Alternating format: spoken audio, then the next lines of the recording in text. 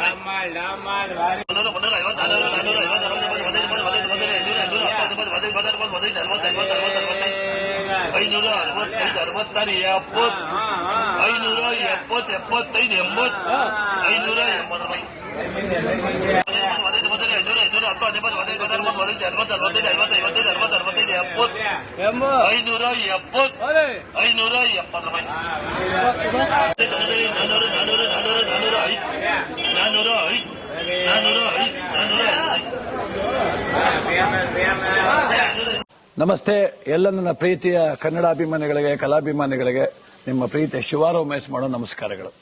ಕೋಲಾರದ ಸಮಸ್ತ ಬಂಧುಗಳು, ಕರ್ನಾಟಕದ ಎಲ್ಲ ಕಲಾಭಿಮಾನಿಗಳು, ಕನ್ನಡಾಭಿಮಾನಿಗಳು ಈ ಐಡಿಯಾ ನ್ಯೂಸ್ ಚಾನೆಲ್ನ ಸಬ್ಸ್ಕ್ರೈಬ್ ಮಾಡಿಕೊಳ್ಳಿ, ಬೆಂಬಲಿಸಿ, ಆಶೀರ್ವದಿಸಿ, ಆನಂದಿಸಿ, ವಿವೇಚಿಸಿ, ವಿಚಾರಿಸಿ.